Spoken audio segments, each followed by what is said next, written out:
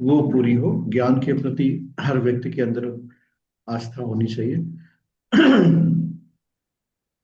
ओम अखंड मंडलाकारं व्याप्तं येन चराचरं तत्पदं दर्शितं येन तस्मै श्री गुरुवे नमः। मातृवत्र लालयत्री च पितृवर्तमार्गदर्शिता नमो गुरु सत्ताये श्रद्धा प्रज्ञा युता च या। ओम श्री गुरुवे नमः। ओम। आप सभी का इस अपने स्वागत। गौतम जी अपना वीडियो ऑन कर लेंगे। हम लोग ये जो कक्षा करेंगे बेसिक एस्ट्रोलॉजी की कक्षा, इसमें ज्योतिष के मूलभूत सिद्धांतों को समझेंगे, जिसकी उपयोग करके हम प्रेडिक्शन को बहुत अच्छा, बहुत पॉजिटिव और बहुत सकारात्मक बना सकते हैं। जो हमारे ऐसे सिद्धांत जिनका उपयोग हम करें तो ज्योतिष में अच्छी सफलता हमें मिल सकती है। न सिर्फ हमें सफलता मिलेगी बल्कि हम जातक की भी सहायता कर सकते हैं अपने जीवन में। ऐसी सहायता जिसका उपयोग करके वो अपने जीवन में बहुत आगे बढ़ सकते हैं। सबसे पहले जो मूल बिंदु है जिसे हमें समझने की आवश्यकता होती है, that is very much important to understand. जो जो मुख्य पॉइंट है जिसको हमें समझना है कि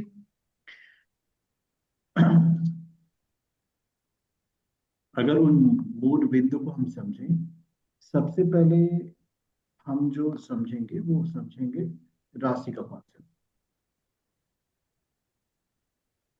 this is very much important. अगर आप इस कॉन्सेप्ट को समझने की कोशिश करेंगे तो हमें ज्योतिष की भाषा में अगर हम इसको समझें तो हमारे पास कुल 12 राशि है। और ये 12 जो जुड़ाई साइन है उनकी बिगनिंग होती है मेष। ये पहली राशि है। दूसरी राशि होती है वृषभ। तीसरी राशि होती है मिथुन। चौथी राशि होती है कर्क। पांचवी राशि होती है सिंह। छठी राशि होती है कन्या। सातवीं राशि होती है तुला। 8 नंबर वाली राशि होती है वृश्चिक।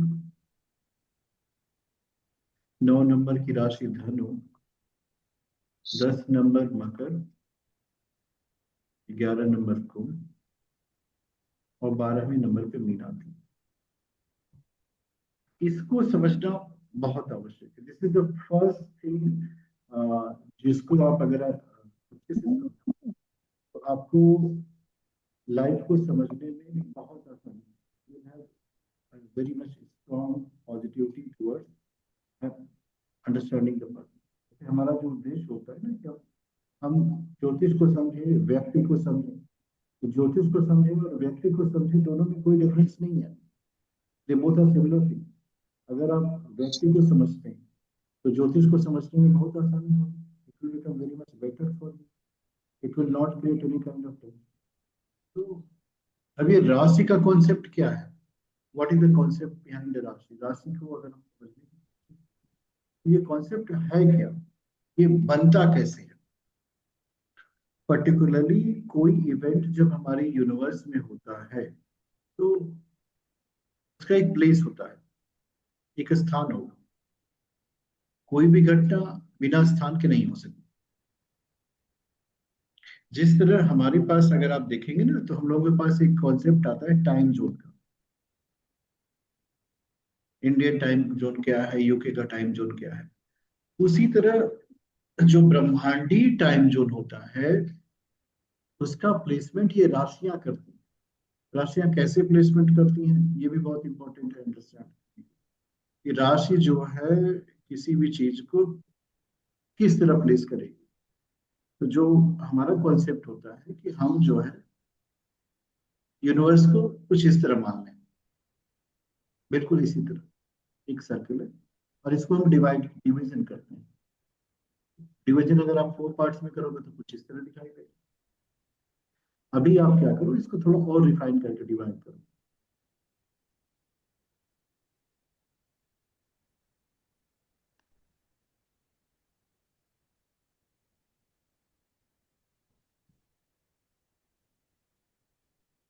एग्जैक्टली इसकी जो मैथमेटिकल टर्मिनोलॉजी अगर आप यूज करते हैं तो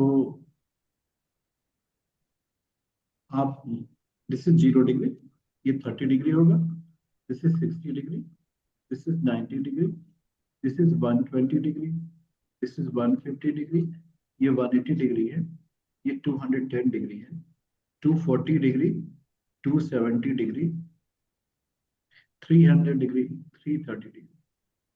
सो ये जो गैप है आप देख रहे हो 0 to 30, ये जो भाग है ये मेष राशि में आता है। ये पर्टिकुलरली डिवीजन जो है स्पेस का है,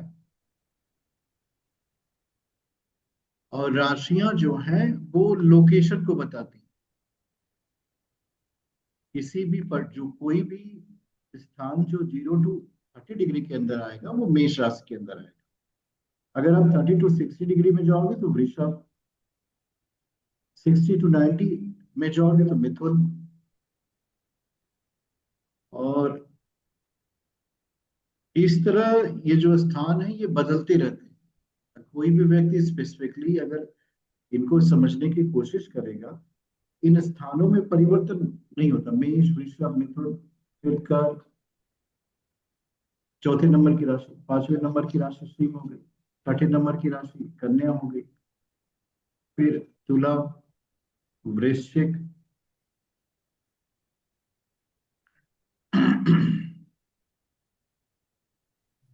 धनु, मकर, कुंभ और मीन। तो ये 12 राशियों का प्लेसमेंट कुछ सर्कुलर इस तरह का होता है। अब इसमें मेनली क्या होता है कि हर राशि, जैसे ये इस मेष राशि को आप समझने की कोशिश करें, जो पहली राशि आपके पास आती है, इन लोगों की एक ओनरशिप होती है, एक प्लैनेट रिप्रेजेंट करता है। तो देखो ये राशि हो गई, ये राशि का मालिक ग्रह हो गया, मेष राशि का मालिक मंगल है, और हर राशि के पास एक ओनरशिप आती है, एक ग्रह की ओनरशिप आती है। तो अगर आप इसको इस तरह समझेंगे तो मंगल जो है 1 नंबर की राशि और 8 नंबर की राशि, 8 नंबर की राशि वृश्चिक, इन दोनों की ओनरशिप मंगल के पास है। वृषभ राशि 2 नंबर वाली और 7 नंबर वाली राशि आप देखेंगे तुला, इनकी ओनरशिप शुक्र के पास आती है। 3 नंबर की मिथुन राशि और 6 नंबर की कन्या राशि, अगर इनकी देखेंगे तो बुध के पास आती है। कर्क राशि का स्वामी चंद्रमा है और सिंह राशि का स्वामी सूर्य है। चंद्रमा और सूर्य ये केवल इनके आधिपत्य में एक ही राशि आती है। चंद्रमा के पास कर्क आएगा और सूर्य के पास सिंह आएगा। उसके बाद की राशियां धनु और मीन, इन दोनों की ओनरशिप जो है बृहस्पति के पास, और मकर और कुंभ ये शनि महाराज की राशियां हैं। तो आप अगर ध्यान से समझोगे तो इसमें एक बात समझ में आती है कि जितने प्लैनेट हमारे पास हैं, नॉन प्लैनेट में अगर आप चेक करो, उसमें सूर्य के पास एक राशि है, वो है सिंह राशि, और चंद्रमा के पास भी एक राशि है, कर्क राशि। बाकी प्लैनेट को अगर आप चेक करेंगे तो उनके पास दो दो राशियों के वो स्वामी हो जाते हैं, दे हैव डुअल साइन।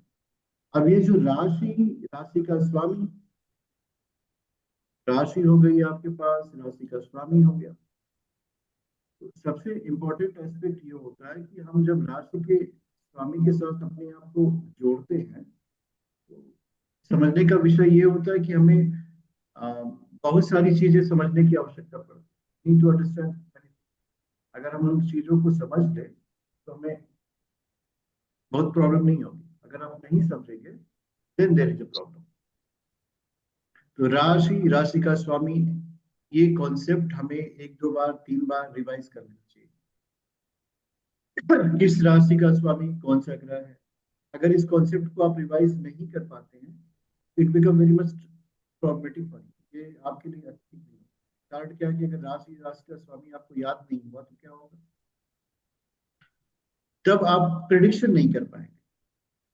मैंने आपको जितना बताया है, अगर इस पॉइंट को आप समझने की कोशिश करें कि राशि और राशि के स्वामी को का यूटिलाइजेशन कैसे करेंगे, that is very much important thing, कि राशि और राशि से उनके स्वामी को यूटिलाइज हम करें। तो होता क्या है कि जब हम होरोस्कोप बनाते हैं, कोई भी बना हुआ होरोस्कोप आप देखो, उसको आप रीड करने की कोशिश करो। फॉर एग्जाम्पल, अगर ये होरोस्कोप आपके पास है,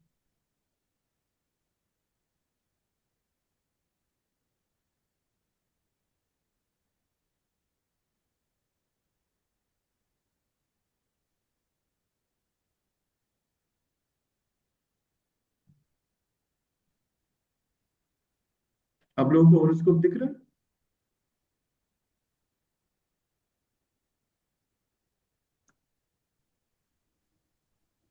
होरोस्कोप आप लोगों को दिख रहा है? नहीं दिख रहा है सर। नहीं, ध्यान से देखने की कोशिश करिए।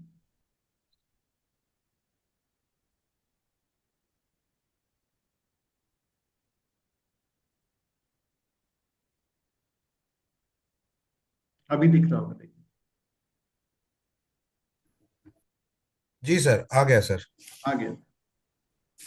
अब देखिए कन्या। सब, कन्या ये 6। ये जो 6 नंबर है, सबसे इम्पोर्टेंट पॉइंट हम आपको होरोस्कोप इसलिए दिखाते हैं, देखो मुझे आपको कुंडली से जोड़ना है, मुझे बहुत ज्यादा थ्योरेटिकल कॉन्सेप्ट देकर के कंफ्यूज नहीं करना है।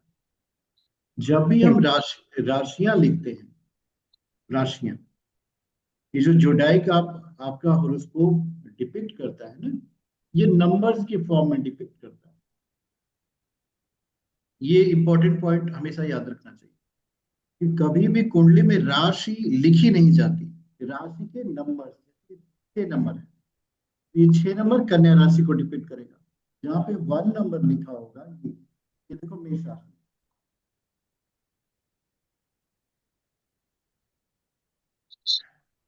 1 2 3 4 5 6 7 8 9 10 11। आपको एक सीक्वेंस पता चलता है। अब आपको देखिए, यहाँ से समझने की कोशिश, ये जो चार्ट है, यहाँ पे हम लिखते हैं 1 2 3 4 5 6 7 8 9 10 11 12। अगर होरोस्कोप पे काउंटिंग करने को कहा जाए कि आप नंबर्स को काउंट करिए कि कौन सा जो पार्ट है वो हाउस नंबर क्या होगा, ये भी कंफ्यूज करता है, विच इज हाउस नंबर। तो आपका हाउस नंबर की जो बिगनिंग होगी, उसका जो सीक्वेंस है वो बहुत इंपॉर्टेंट रोल प्ले करता है। देखो 1 से 2 में आप जाते हैं, सर आपका वॉइस ब्रेक कर रही है सर। 3 से 4 आप पेशेंस रखिए, उससे क्या ठीक हो जाए। 4 से 5, 5 से 6, आप 5 से 6 पे आइए, 6 to 7, 7 to 8, 8 to 9, 9 to 10, 10 to 11। ये सीक्वेंस है, you can not change it. इस सीक्वेंस को समझना बहुत आवश्यक है, हम इस सीक्वेंस को बदल नहीं सकते। We cannot do any kind of modification in this. Counting का यही तरीका है और इसी वे में हम फ्लो करते हैं। सेकेंड थिंग इसमें,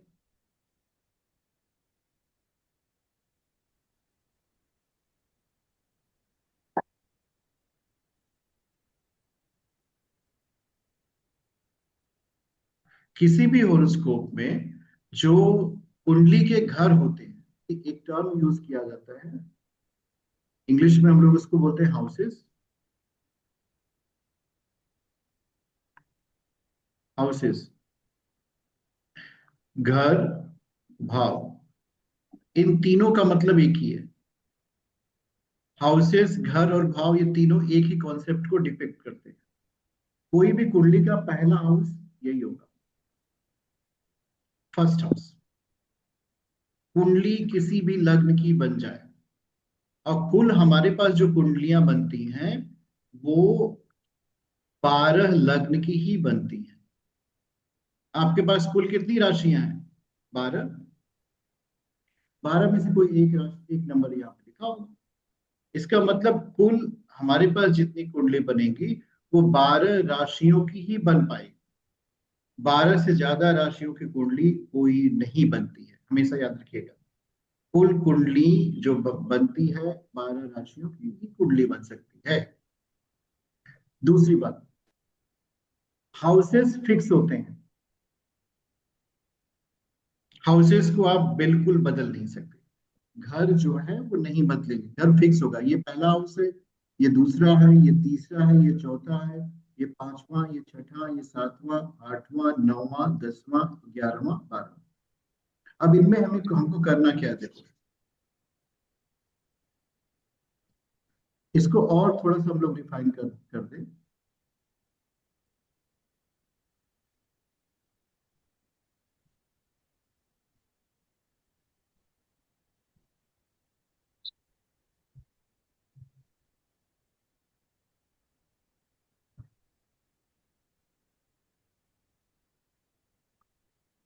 ये जो छठा घर है, ये 8वां घर है, ये 12वां घर। मैंने ब्लैक में लिखा, इसको समझिएगा। 6, 8, 12, इसको त्रिक भाव कहते हैं। आप इसको कह सकते हो समस्या, प्रॉब्लम। कोई भी ग्रह जनरली 6, 8, 12 में अगर चला जाए, उसका जो आउटकम होता है वो जातक को अच्छा नहीं मिलता। ये पॉइंट बहुत ही समझने का है। 6, 8, 12 हाउसेस का परिणाम, छठा, 8वां, 12, क्योंकि छठे में रोग, ऋण, शत्रु, बाधा। इसमें रोग है, ऋण है, शत्रु, बाधा है छठे में। अष्टम भाव जो होता है वो व्यक्ति के मृत्यु का कारण बन जाता है। और ये जो 12वां है, ये अस्पताल है, जेल है, विदेश है। इसको आप व्यय भी कह सकते हो। ये व्यक्ति का खर्चा है। यहाँ व्यक्ति पैदा हुआ, यहाँ व्यक्ति की मृत्यु होगी। तो यहाँ आपके पास शरीर है, यहाँ शरीर छूट रहा है। तो 6, 8, 12 में कोई भी प्लानिट अगर चला जाएगा तो उसका जो परिणाम होगा वो जातक के लिए बहुत अच्छा नहीं माना जाता। वो कहीं ना कहीं जातक को परेशानी वाला कारण बनेगा, जातक को परेशान करेगा, जातक उससे जो है हमेशा कोई ना कोई प्रॉब्लम लेकर के, किसी न किसी सिचुएशन की वजह से डिस्टर्ब होगा, हैप्पी नहीं रहेगा। और जब हैप्पीनेस लाइफ में नहीं रहती तो अप्रसन्नता रह जाती है। और अप्रसन्नता जो है मनुष्य के लिए ठीक नहीं होती। तो हमें क्या करना है, व्यक्ति के जीवन को प्रसन्न करना है। तो व्यक्ति के जीवन में प्रसन्नता आएगी तो क्या होगा, अगर आपके जीवन में सुख आएगा तो आपको खुशी मिलेगी, दुख आएगा तो आपको अच्छा नहीं मिलता। ये भी एक बहुत इंपॉर्टेंट पॉइंट है समझने का। अब एक पॉइंट आता है हमारे पास कि जो राशियां होती हैं, अगर मान लीजिए आपके पास राशि के अधिपति तो आ गए भाई, ग्रहों को आपने समझ लिया कि different different kinds of thing, उनकी वजह से हमें पता चलता है कि राशियां हैं। अब अगर आप थोड़ा सा आगे बढ़ोगे इसके, तो डायरेक्शन की एक प्रॉपर्टी आती है जिसको हम लोग बोलते हैं दिशा का ज्ञान, जो कि प्रिडिक्शन में बहुत अच्छे से यूज करते हैं।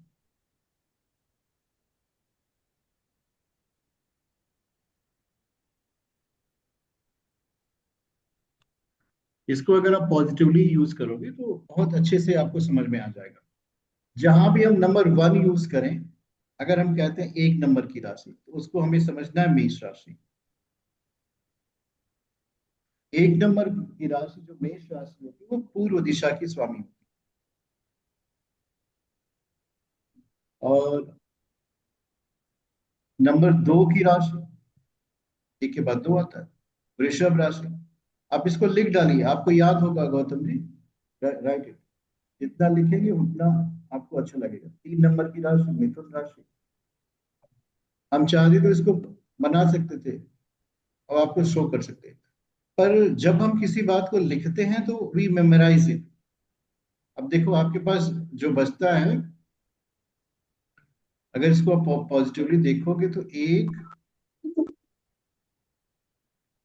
अब 4 के बाद आएगा 5, 5 के बाद 6, 6 के बाद 7, 7 के बाद 8, 8 के बाद 9, 9 के बाद 10, 10 के बाद 11, 11 के बाद 12। अब राशियों को लिख लो यहाँ पे। 5 नंबर की राशि सिंह राशि हो गई, 9 नंबर की राशि धनु राशि हो गई, 6 नंबर की कन्या राशि हो गई, 10 नंबर की मकर राशि हो गई, 7 नंबर की तुला राशि और 11 नंबर की कुंभ राशि।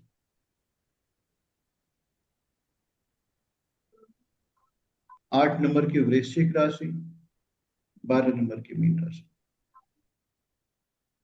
अब ये राशियों की दिशा का ज्ञान बहुत इंपॉर्टेंट होता है। जहां भी आपको मेष राशि दिखे, देखिए ज्योतिष में जो प्रिडिक्शंस आते हैं ये ज्योतिषी के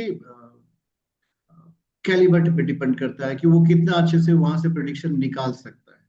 अगर ज्योतिषी अपना कैलिबर रखता है तो वहां से बहुत अच्छे प्रिडिक्शन वो बता सकता है। अगर आप ध्यान से देखो तो जहां पे मैंने मेष लिखा है वहां पे पूर्व लिख दिया। मेष राशि जो है पूर्व दिशा की स्वामी है। और तत्व भी इसी के साथ होते हैं। अगर आप अ, तत्वों को इसमें कंबाइन करेंगे, इससे प्रिडिक्शन कैसे करते हैं हम आपको आगे बताएंगे। तो ये जो पूर्व दिशा है, अगर तत्व देखेंगे तो अग्नि तत्व,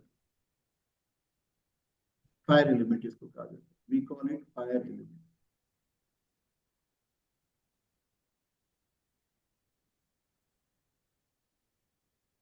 फायर, अग्नि।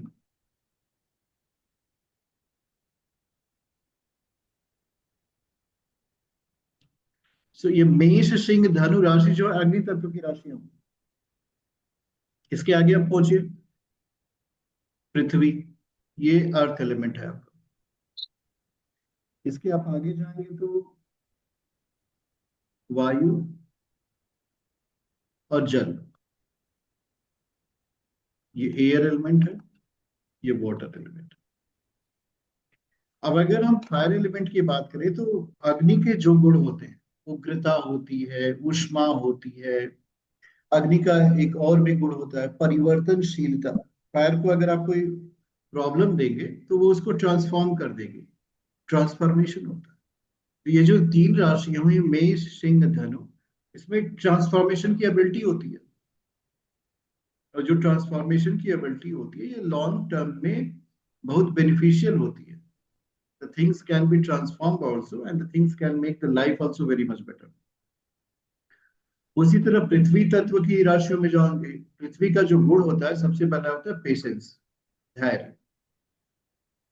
वृषभ कन्या मकर राशियों में धैर्य बहुत होगा। और एक चीज देखेंगे, पृथ्वी में अगर आपने बीज डाल दिया तो उससे एक बहुत बड़ा पौधा निकलेगा, पेड़ निकलेगा।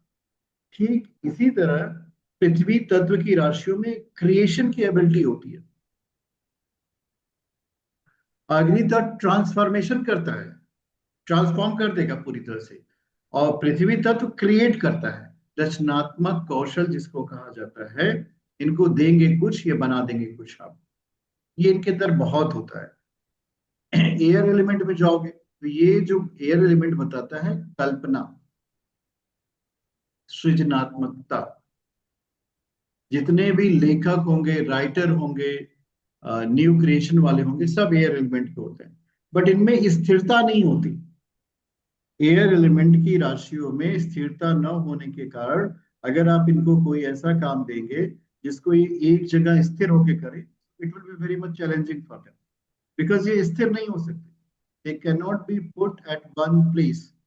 तो जब ये स्थिर नहीं हो सकते तो इनको आप कोई भी ऐसा काम नहीं दे सकते जिसको ये एक जगह स्थिर होकर के करे। इसका परिणाम क्या होता है? इसका परिणाम ये होता है कि एयर एलिमेंट हमेशा कल्पना में व्यस्त होते हैं, पर ये बहुत बड़ा काम कर देंगे। जिस तरह एयर में, वायु में एक्सपेंशन होता है, उनमें भी होता है। और ये जो जल तत्व की राशियां होती हैं भावनात्मक होती हैं। भावनात्मकता से आप ये कल्पना कर सकते हो कि दे हैव फीलिंग। इनसे अगर आप कोई इमोशनल वर्क करवाओगे, चैरिटी का वर्क कराओ, स्पिरिचुअल वर्क कराओ, लोगों का सहयोग कराओ, ये बहुत अच्छे से करेंगे। अब फायर एलिमेंट वाले योद्धा बहुत अच्छे होते हैं। They are very good warriors. लड़ाका प्रवृत्ति इनके अंदर होती है। कोई भी अगर लक्ष्य या संकल्प इन्होंने अपने मन में ले लिया तो उसको ये पूरी तन्मयता के साथ पूरा करने के लिए तत्पर रहते हैं। ये क्षमता इनके अंदर होती है। Without any difficulty they will put their heart and soul together to find out the objective. और पृथ्वी तक कोई भी स्थिर काम इनको देंगे, इनको शॉप खोल के दे दीजिए बैठे रहने, तो इनको बहुत अच्छा आएगा। अगर इनको आप मार्केटिंग के फील्ड में ले जाएंगे, they can not be good marketer. Reason क्या है? क्योंकि इनको मूवेबिलिटी नहीं होती, ये इसको स्थिरता ज्यादा पसंद है। They want to be at one place. तो राशियों का ये दो गुणधर्म, दिशा और तत्व, इस पे फोकस कर लीजिए। जैसे मैंने आपको चार्ट बनाया है, इस तरह चार्ट बना करके अगर आप याद करेंगे तो आपको बहुत अच्छी तरह से याद हो जाएगा। जब याद हो जाएगा तो इसका इम्पैक्ट भी हम अपने प्रिडिक्शन में धीरे धीरे धीरे धीरे करेंगे, जिससे चीजें हमारे हमें काफी व्यवस्थित, अच्छी और पॉजिटिव लगने लगेंगी। सो 5 मिनट के लिए हम लोग बात करेंगे, फिर उसके बाद आगे का टॉपिक पढ़ेंगे। आप में से कौन बोलना चाहेगा?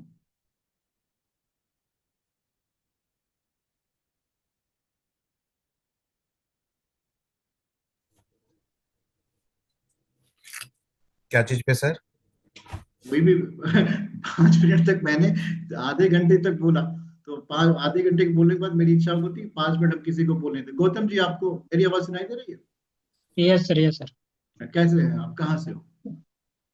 हेलो, प्रणाम सर, नमस्कार सर। नमस्कार सर, मैं बताएं। गया बिहार से हूँ सर। अच्छा अच्छा अच्छा, बहुत बढ़िया बहुत बढ़िया। तो आप क्या ज्योतिष से जुड़े हुए हैं क्या? यस सर, ज्योतिष से मैं 2022 से जुड़ा हूँ। अच्छा अच्छा अच्छा और जी, मैं हीलिंग, टैरोट रीडिंग, ऑरा अच्छा, रीडिंग मैं करता हूँ। बहुत सुंदर और इसे बहुत। जी जी, और इसे मैं प्रोफेशनली ही कर रहा हूँ। अच्छा मतलब अचानक ही मैं इस फील्ड में मैं आया हूँ सर, मैं कभी सोचा भी नहीं था। अच्छा अच्छा, बहुत सुंदर बहुत। इस फील्ड की एक और विशेषता आपसे बताइए। क्या सर, आप क्या बोल रहे थे? आप बोलिए। मैं ये बोल रहा था सर कि मैं आपसे जुड़ने का पहला रीजन ही था सर, गायत्री परिवार। उसके अच्छा वजह से ही मैं मतलब हम्म, आपसे जुड़ा। अच्छा क्योंकि मैं भी गायत्री साधक रहा हूँ, हम्म लेकिन कुछ वक्त से मैं छोड़ दिया हूँ किसी रीजन से, मतलब सडनली हम्म। छूट गई है। लेकिन मैं फिर से स्टार्ट करना चाहता हूँ। नहीं तो साधना तो आपकी स्टार्ट हो जाएगी। गायत्री साधना कभी भी किसी की निष्फलित नहीं जाती, गुरुदेव ने कहा। और गायत्री साधना को रोका नहीं जा सकता, वो अपने समय से चलती रहती है। हम्म। हेलो। नमस्ते सर। नमस्ते, बोलिए। हेलो। आप बोल रहे हैं? हाँ बोलिए। अखिल सुथार बोल रहा हूँ सर जी। हाँ जी हाँ जी, बोलिए। हाँ गुरु जी, मैं ऐसा कहना चाहता हूँ कि जो कुंडली के सभी भाव में होते हैं, तो सब लोग ऐसे ज्योतिषी है कि डिग्री के भाव से उसकी सिचुएशन बता देते हैं। तो थोड़ा उनका भी थोड़ा ज्ञान दीजिए हमको। हम्म। डिग्री का पॉइंट, जो लोग ऐसे कहते हैं कि गुरु का इतनी डिग्री का है तो निर्बल हो गया, और इतनी डिग्री का है तो अस्त हो गए, तो वो कैसे हम श्योरिटी करते हैं? तो वो वो थोड़ा थोड़ा आगे, डीपली थोड़ा। वो आगे पता चलेगा। आज की क्लास आपने हाँ, सुनी ओके ध्यान से? Okay okay. ठीक हाँ हाँ, आज की तो सुनी। है, हाँ जी हाँ जी। और सर ओके। मैं एक चीज और बोलना चाहूंगा सर कि मेरा एस्ट्रोलॉजी का ये है जो मतलब पहला ही क्लास है। अच्छा अच्छा, बहुत सुंदर बहुत सुंदर। जी जी। चलिए, आप में से और भी कोई व्यक्ति बोलना चाहते हैं? नहीं बोलना चाहते, वेरी गुड। सर आप मुझे कुछ बोल रहे थे सर, वे आप मतलब अधूरा छोड़ दिए थे, तो मैं चाहता हूँ कि वे चीज आप बोले जो आप बोलना चाह रहे थे। नहीं, अब हम बोलना है, हम आप लोगों ने बोल दिया। ओके। आइए,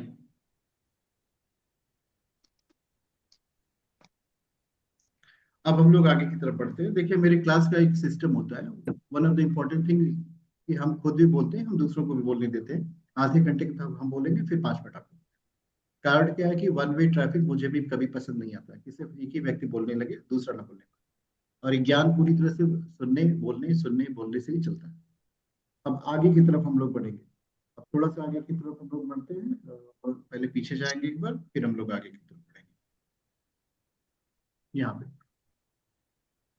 तो कुछ कॉन्सेप्ट ऐसे होते हैं जिसको हम लोग मैथमेटिकल बोलते हैं, वो भी हमें पता होना चाहिए, क्योंकि अगर हमें नहीं पता होगा तो फिर हमारा ज्ञान अधूरा कहा जाएगा।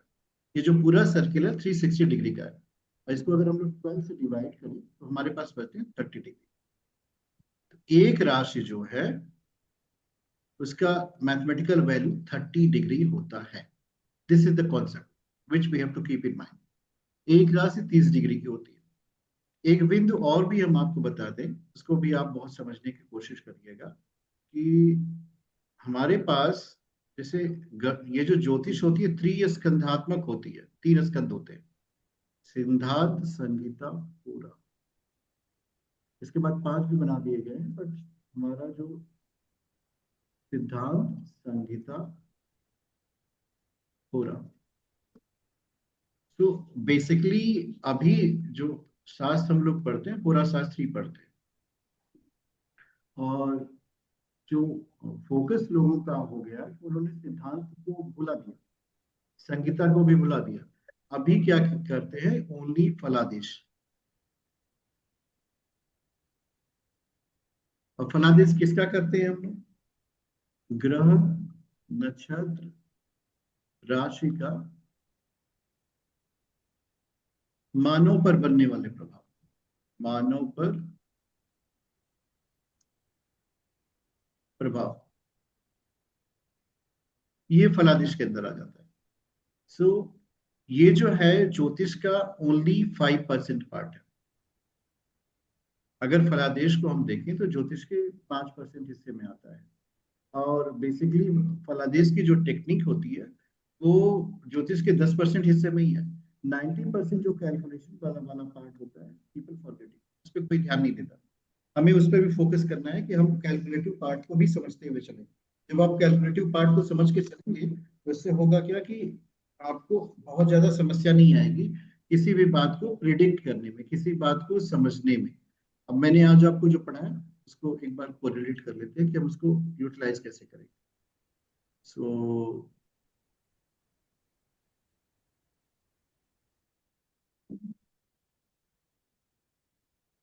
मेन ज्ञान का यूटिलाइजेशन होता है, ज्ञान को यूटिलाइज करना आप जान जाए। एक और चीज हम आपको बता देते हैं, उसको भी समझ लीजिएगा, उसको आप ऐड ऑन कर लीजिएगा अपने। 9th हाउस जो कुंडली का होता है उसको भाग्य भाव कहते हैं। तो इस कुंडली में 9th हाउस जो है, आप ये चेक करो, यहां से हम काउंट करेंगे 1 2 3। आपके पास अगर कुंडली ना हो तो आप एक कुंडली बना लो अपने पेज पे। 4th 5th 6th 7th 8th 9th, यहाँ पे हम 9वें घर में आ गए। तो जो 9th हाउस का लॉर्ड होता है, देखो इसमें वृषभ राशि है, मैंने आपको पढ़ाया था ना, इसका स्वामी होता है शुक्र, उसको भागेश कहा जाता है। 3 पॉइंट याद करने हैं किसी भी कुंडली के। लग्न, जो राशि फर्स्ट हाउस में होती है, जैसे इसमें लग्न है कन्या है, राशि का नंबर 6 है, कन्या राशि होती है। दूसरा चंद्रमा, मून, मून को हम लोग ढूंढे नहीं, चंद्रमा इस कुंडली में कहाँ है? देखो अगर ध्यान से देखोगे तो आपको चंद्रमा यहाँ दिखेगा। चंद्रमा, चंद्रमा जो है मेष राशि में। सो 2 पॉइंट, आप 3 पॉइंट किसी भी कुंडली के आज ढूंढ। किस लग्न की कुंडली बनी है, किस राशि की कुंडली बनी है, उसका भाग्येश क्या है,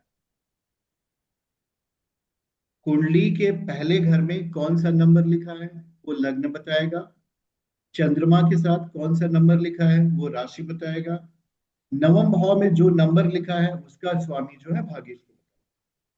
ये 3 पॉइंट अपने अपनी कुंडली में, अपने घर की कुंडली में, या फिर कोई भी डेटा डाल करके उस कुंडली में चेक करना। अब इसका हमें यूटिलाइजेशन क्या करना है? यूटिलाइजेशन ये करना है कि ये किसी भी कुंडली का मेन एस्पेक्ट है। कोई भी कुंडली आप खोल लो, उसका अगर मेन एस्पेक्ट पे जाओगे तो वो यही है, लग्न, राशि और भाग्येश। ये 3 पॉइंट अगर आप किसी भी कुंडली में खोल लेते हो तो उस जातक के विषय में आप बहुत कुछ डिपिक्ट कर सकते हो। ये कुंडली किस लग्न की बनी है, इस कुंडली की राशि क्या है, और इस कुंडली का भाग्य भाव का स्वामी क्या कौन है। अगर ये 3 पॉइंट हमें पता है, लग्न, राशि और भाग्येश, तो हम बहुत सारी चीजें बता सकते हैं। आपके पास एक और कुंडली हम खोल लें, उसमें भी हम लोग लग्न, राशि और भाग्येश को चेक करेंगे।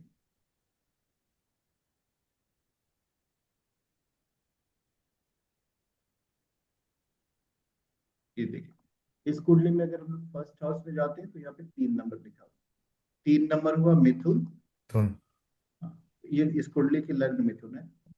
फिर हम लोग चंद्रमा को ढूंढते हैं, चंद्रमा यहाँ पे 2 नंबर लिखा हुआ है, मून, यस सर। वृषभ राशि है। फिर हम लोग जाते हैं 9th हाउस में, यहाँ से काउंट करेंगे 1 2 3 4 5 एक्वेरियस। 6 7 8 9, 11 नंबर लिखा, ये कुंभ। अब इसका कुंभ राशि का स्वामी हुआ शनि। तो अगर आप इस कुंडली का परिचय बताएंगे तो ये कुंडली जो है मिथुन लग्न की है, मिथुन लग्न है, वृषभ राशि है, भाग्येश शनि। मिथुन लग्न, वृषभ राशि, भाग्येश शनि। अगर आपको भाग्येश, भाग्य भाव के स्वामी से इस व्यक्ति के विषय में अगर एक बात बतानी हो तो क्या बताओगे? जिस भी जातक का शनि भाग्य भाव का स्वामी हो जाता है, ऐसे जातक के जीवन में हर घटनाएं विलंबित घटित। ऐसे एक एक करके हम आपको बता देंगे कि किस भाग्येश में कौन सी घटना घटित होगी, या फिर जीवन में होगा क्या। जिस व्यक्ति का भाग्येश शनि होगा, अगर आप किसी भी कुंडली ABCD के मिल जाए आपको, तो आपको क्या क्या उसमें दिखाई देगा? हर घटना उसके जीवन में विलंबित होगी। किसी व्यक्ति का काम अगर 1 साल में होगा तो भाग्य शनि वाले का काम 1.5 साल में, 2 साल में। तो ये एक तरह से समथिंग वेरी मच नेगेटिव होने लगता है कि अगर भाग्य भाव का स्वामी अच्छी स्थिति में नहीं है तो जातक के साथ क्या होगा? जातक जो है हमेशा तनाव में, टेंशन में। लेकिन अगर आपने उसको गाइड कर दिया कि भाई देखो परेशान मत होना, तुम्हारा काम जो है विलंबित होगा पर होगा जरूर, तो इसका परिणाम क्या निकलेगा? He will feel very much happy, he will feel very much positive. तो ये सारी चीजों का ही हमें डिपिक्शन थ्रू एस्ट्रोलॉजी करना है। ज्योतिष क्या करेगा?